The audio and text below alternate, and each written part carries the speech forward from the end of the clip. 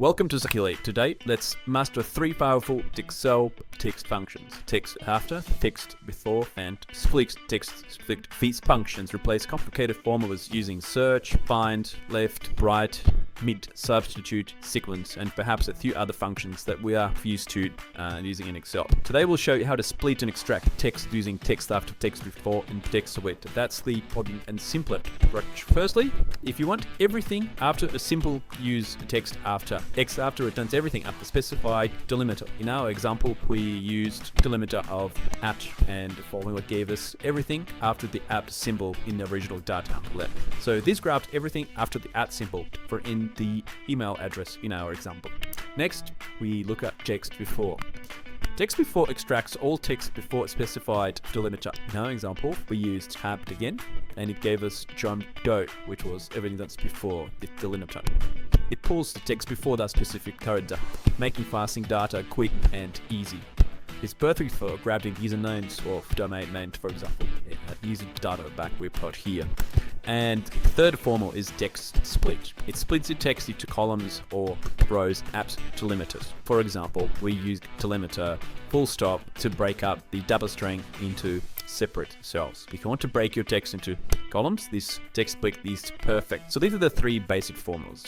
Let's go through the other examples we had here. We used TEXTAFTER and delimiter of dash to split text and give us everything after the first dash. Using a different delimiter, which is the part of the file name .xl, we've extracted essentially the file name of that specific, and that's the cyclic string. And we used a dash in this TEXTSPLIT example to split everything into separate cells. In this example, we used the delimiter of a dollar sign to extract everything after the dollar sign. Here we used the space USD as a delimiter, and we extract just the dollar value. And using TEXTSPLIT and the delimiter of space, we've separated the actual sticker or the currency code away from the value. Here we used commas to do split after and before, and here's the commas again. A TEXTSPLIT gave us nice separation of the name, role, and department, and role, and so on.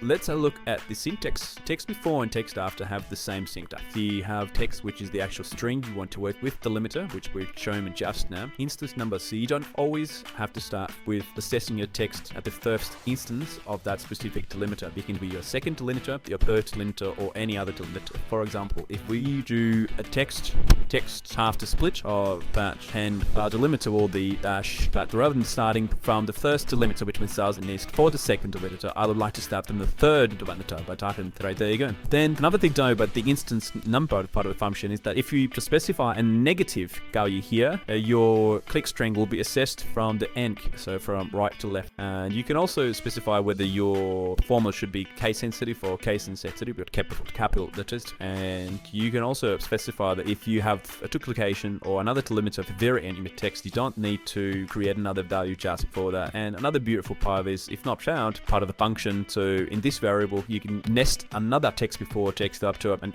if you have multiple delimiters that you want to work with. And then finally, the syntax of the TEXTSPLIT, similar to the others, starts with the actual string, the column delimiter, and then the row delimiter. Hold on, you might say, what do you mean the row delimiter? Well, just like here, we've split our text horizontally, we can do the same thing 30 quick, and all I need to do is pick up our data. What we're going to do now is, so saying there is a column delimiter, we're going to leave that blank, and we're saying our row delimiter will be a comment both brackets. There you go. So we split his entry horizontally and that 30 quick. So that's the difference between column and row delimiter. Ignore empty. So if there are consecutive delimiters, so it's the same delimiter appears twice, you can choose to ignore it so don't create another entry for that reason, and so on and so on. Remember, these functions are designed to save you time and frustration in handling text data. Watch out for more helpful hints from Skilli. Goodbye for now.